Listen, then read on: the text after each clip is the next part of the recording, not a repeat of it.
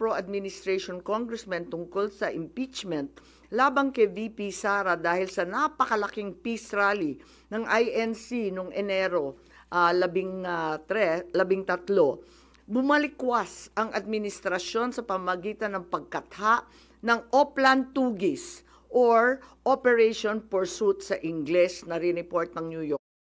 Ulo ay bahagi ng malawakang pagsisikap ng gobyerno na pabagsakin ang mga Duterte bago mag-2028 election pa. Ang unang malinaw na pagtangka upang pabagsakin ay sa pamamagitan ng PI na magsilbing panimula sa pagbabago ng probisyon ng ating konstitusyon para hadlangan makabalik sa 2028. Nang mabigo ito, nagmadali nasiraan ang pangalan ng mag-ama. Noong Mayo 2024, sinimulan na ng Kongreso sa Committee ng Human Rights ang pagsisiyasat tungkol sa EJK, pinalawak noong Agosto 2024 at doon na nagmula ang pagbuo ng Quadcom. Dumating sa bansa ang mga kinatawan ng ICC noong October 2024. At sa tulong ng gobyerno, nakalap nila ang mga dokumentong kailangan para makakuha ng warrant of arrest.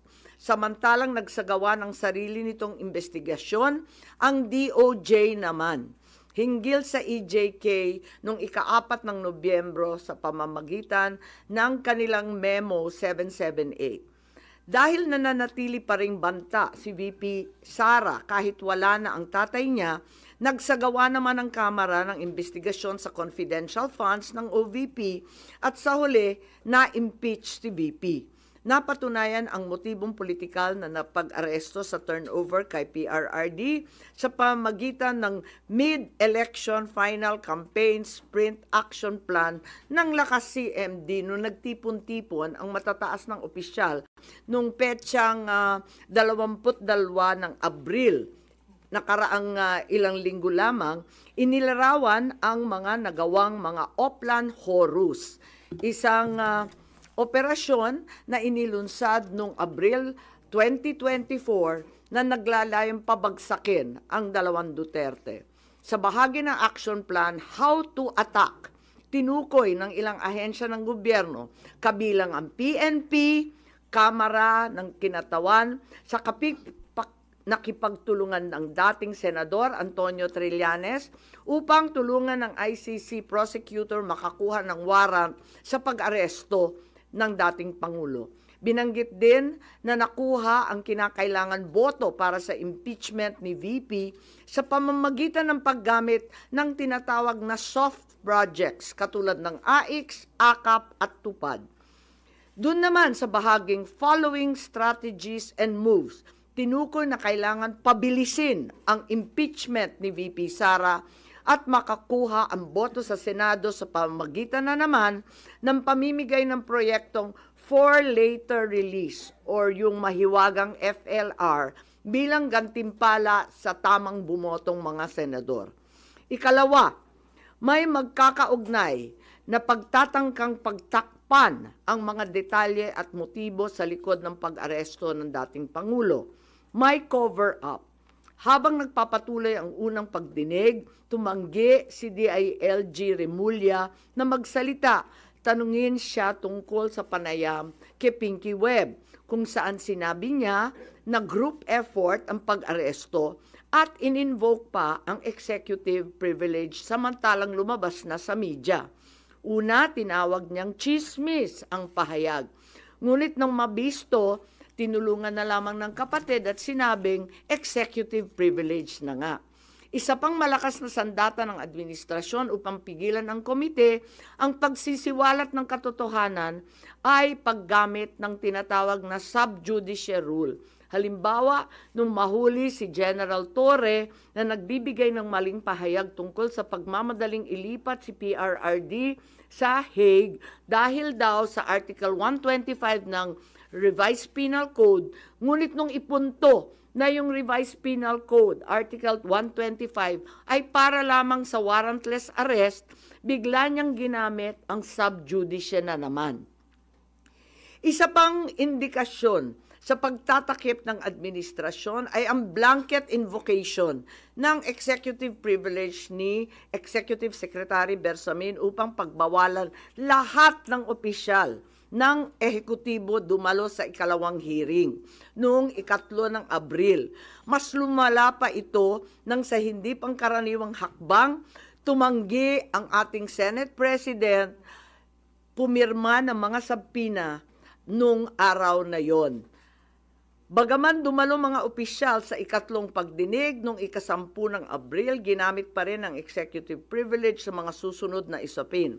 Kung sino-sino nag-utos ng pag-aresto, kung sino ang nag-utos ng paglipat niya sa Hague, at kung paano nakuha ang eroplano na ginamit sa paglipat. Hindi nagtapos ang cover-up sa pagdinig dahil alam din natin na matapos yon pinalaya si Ambassador Lacanlilao at hindi na naman pinirmahan yung mga sabpina. Matapos ang pag-aresto kay PRRD, lumakas ang pro-Duterte sentiment at bumagsak ang trust rating ng administrasyon. Ayon sa isang mapagkakatiwalaang source, naglunsad na ngayon ang administrasyon ng isang communication plan upang ilihis ang atensyon ng publiko patungo sa mga issue ng West Philippine Sea at di umanong disinformation ng mga tinatawag na China trolls ng kanilang embassy. Kaya asahan natin na ito ang magiging balita sa mga susunod na araw. Hindi inaasahan ang political backlash sa pag-aresto sa dating Pangulo, kaya ngayon sinusubukan nilang kontrolin ang sitwasyon sa pamamagitan ng pag-focus sa West Philippine Sea, pagsisi sa China, at sa huli ay iuugnay ang pagtaas ng suporta kay Duterte sa sinasabing kampanya disinformation ng China. So una, may duda tayo na politically motivated. Ikalawa, whole of government ang nagamit dito, na talaga naman comprehensive itong planong ito. At ikatlo, ang mga posibleng managutan ng criminal and administrative charges. At iminumungkahi namin na imbestigahan ng Office of the Ombudsman ang mga sumusunod. Una, si DOJ Secretary Remulla Boying maaring managot sa violation of RA 3019, Anti-Graft and Corrupt Practices for sanctioning an invalid administrative arrest against a former president in contravention of the ruling of the Supreme Court in the 2023 case of immigration versus Juan Wenle.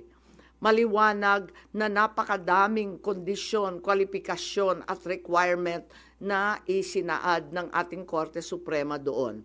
Ikalawa, usurpation ng DOJ ng judicial functions. Kahit hindi sila korte, naghahatol sila na halos sila ang naging husgado. Ikatlo, grave misconduct and conduct prejudicial to the best interest of public service. Ikalawa, baka managot din si General Romel Francisco D. Marbil, ang Chief PNP, sa arbitrary detention, Article 124 ng Revised Penal Code. Violation of RA 3019, Anti-Graft and Corrupt Practices for inducing or persuading General Torre to perform an act in violation of laws, rules, and regulations or an offense in connection with the official duties of the latter. Grave misconduct and conduct prejudicial to the best interest of public service. Andito rin sa mga nakalista at ayon din sa payo ni dating Supreme Court Justice na nagpayo sa atin na malahil si SILG Secretary John Vic Remulla ay maakusahan din ng arbitrary detention katulad nung iba. Violation of 319 for inducing General Torre and Marbil to perform an act in violation of the Constitution and our laws.